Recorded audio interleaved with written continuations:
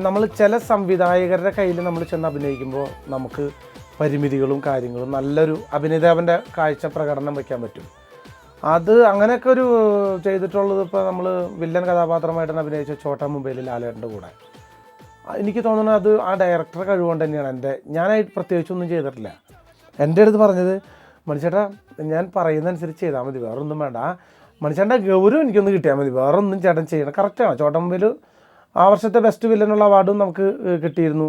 അതൊരു ഡയറക്ടറുടെ കഴിവ് തന്നെയാണ്. എനിക്ക് ആ ഛോട്ടാ മുംബൈയിൽ നടേശൻ എന്ന് പറഞ്ഞ കഥാപാത്രം വലിയ ഇഷ്ടമാണ്. അതിൽ നമ്മൾ പറയുന്നുണ്ട്, നമ്മൾ അപ്പൂപ്പ ഇവിടെ നിറഞ്ഞു കിടക്കുന്ന ഗുണ്ടകൾ പറയണ മാതിരി പറയില്ല, നടേശൻ കൊല്ലുമെന്ന് പറഞ്ഞാൽ കൊല്ലൂട്ടാ.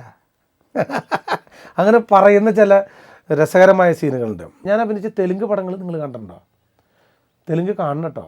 എൻ്റെ ശബ്ദമല്ല കേട്ടോ, ഞാൻ തെലുങ്ക് ജെമിനി മാത്രം തെലുങ്കിൽ മറ്റേ മൃഗങ്ങളുടെ ശബ്ദമൊക്കെ ഞാൻ ഡബ് ചെയ്ത ഭയങ്കര രസമാണ്.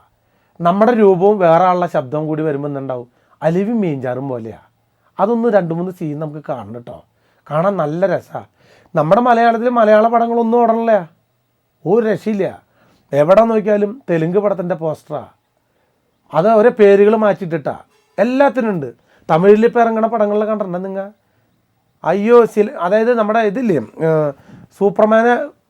സൂപ്പർമാൻ പടം തമിഴിലേക്ക് ഡബ് ചെയ്ത് വരുമ്പോൾ പേര് മാറി, നാളെ കാലയിൽ ഉങ്ക ടി വിയിൽ നടിക്കും എന്ന ജട്ടി പോട്ട മനിതൻ. അതായത് സൂപ്പർമാൻ്റെ പേരാ ജട്ടി പോട്ട മനിതൻ. സ്പൈഡർമാന് പറഞ്ഞ തമിഴിൽ കാലയിൽ 9 മണിക്ക് നമുക്ക് ടി വിയിൽ വരും സിലന്തി മാപ്പിളൈ. സ്പൈഡർമാൻ ചിലന്തി എന്ന് പറഞ്ഞാൽ ഇതൊക്കെയല്ലേ. അങ്ങനെ ഓരോ പടങ്ങൾക്കും.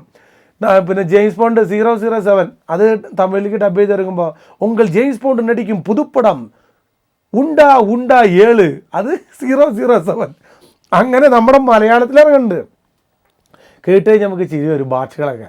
പക്ഷേ ഈ തെലുങ്കും കാണണം കേട്ടോ. ഞാൻ തെലുങ്ക് പാട്ട് മലയാളത്തിൽ പാടിയിട്ടുണ്ട്. ഞാൻ എല്ലാത്തിലും ലൂ ചേർത്ത് ഞാൻ പറഞ്ഞിട്ടിരിക്കുമ്പോൾ ഒക്കെ പറഞ്ഞിട്ടാണ്. എന്നാലും ഇതെത്ര പരിപാടിയുള്ളൂ. അമ്പലപ്പുലു ഉണ്ണി കണ്ണനോടുലു എന്തു പരുവലു നീ ഓതി വന്നലു തൃപ്രസാദലു പങ്കുവെക്കലു നാലാളറിയലു കൈ പിടിക്കലു ഒരു വാടകശാലലു ചേർന്നിരിക്കലു തുളസിലു കൊല്ലലു പറയലു.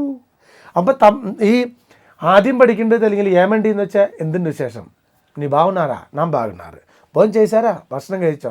അപ്പോൾ ഇത്രയും പഠിക്കുക. പിന്നെ കാശ് ചോദിക്കാനുള്ള ആദ്യം പഠിക്കുക. എപ്പോഴാ ചെന്നാലും നമ്മുടെ മലയാളികൾ പഠിക്കേണ്ട ഒരു കാര്യമുണ്ട്, അവിടുത്തെ തെറി ആദ്യം പഠിക്കുക. നമ്മുടെ സന്താനം വിളിച്ചാൽ തിരിച്ച് വിളിക്കാനുള്ളൊരു ഹെൽപ്പ് നമ്മൾ ഉണ്ടാക്കിക്കൊള്ളണം. അത് ഞാൻ നിങ്ങൾക്ക് പറഞ്ഞു തന്നില്ല എന്നല്ല. അപ്പോൾ നമുക്ക് അടുത്ത പ്രാവശ്യം ആ തെലുങ്ക് നമുക്കൊന്ന് കാണാം. അപ്പോൾ ഇന്നത്തെ പരിപാടി ഇവിടെ അവസാനിപ്പിക്കുന്നു. വീണ്ടും സന്ധിക്കും വരെ വണക്കം. നാളെ കാലയിൽ ഉങ്ക ടി വിയിൽ മണി വീണ മീട്ടുമ്പോൾ പാക്കും വരെ വണക്കം.